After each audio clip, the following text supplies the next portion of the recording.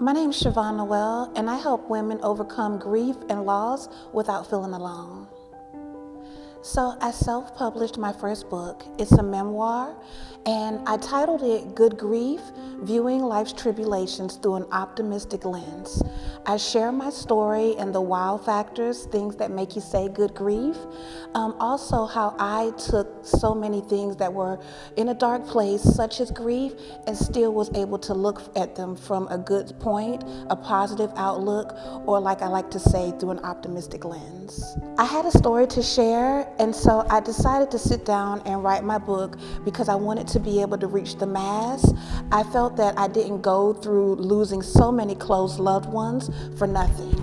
And my purpose was to be able to help others. So I knew that one vehicle would be to share my story via a book, and then also launch into other things such as public speaking and events, things of that nature. What qualifies me to speak or write about grief is life experiences.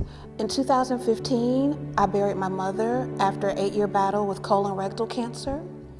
Shortly after that, a lady ran a red light and almost killed me. I had to learn how to walk again. I was pried out of a vehicle. At the first hospital that I was taken to, they couldn't do a thing for me. So for those of us that are from the Atlanta metro area know that Grady Memorial Hospital is the trauma headquarters. And I'm a poster child for Grady. It's because of Grady that I'm walking again. After 3 surgeries, I have a metal plate in my hip and pins, and 2 surgeries, on my knee.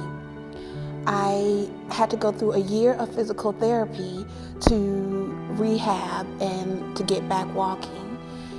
Shortly after that, I thought that was a bit much, and I took my family on vacation to Bermuda.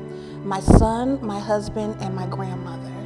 Day 2, my husband passed away while we were on vacation in Bermuda. So needless to say, people always just respond automatically. It's second nature. They say good grief. But I've experienced a lot, and after even writing my book, my grief still continues. August of last year, my grandmother passed away 3 months shy of her 90th birthday. So I've literally buried 3 people out of my house. What do I do to manage grief? I do a variety of different things. I pray.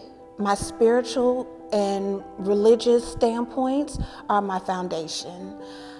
I always say that it's because of God that I'm able to persevere and push through.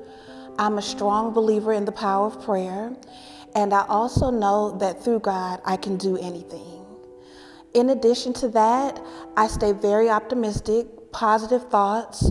I remember and always keep their legacy alive, but I always do it through a positive outlook. There are going to be times that you're going to be sad. That's inevitable. But you don't have to stay there. You don't have to stay in that dark place.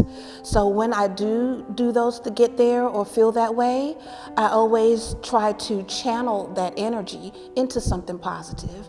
Do something to remember my husband, do something to remember my mother, and do something to remember my grandmother, and keep their legacy alive because I know they live within me. What were some obstacles I faced while writing my book? I can name a few, but particularly one that stands out was procrastination. I thought for a while that I would get down to writing and just be able to flow, but I always kept coming up with things that were more important or putting it off and just being a huge procrastinator.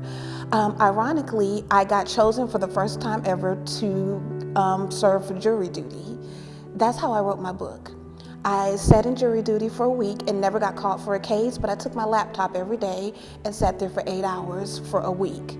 And I finished my entire book in jury duty. What advice would I give to another woman struggling with grief or loss? I would simply share with her that this too shall pass. The pain doesn't last always, and that is life after. Also remember that your loved one wants you to continue to live. They wouldn't want you to be somber, sad, depressed, and feeling that you can't go on. Know that they want you to live your life to its fullest, live your best life, and know that you can.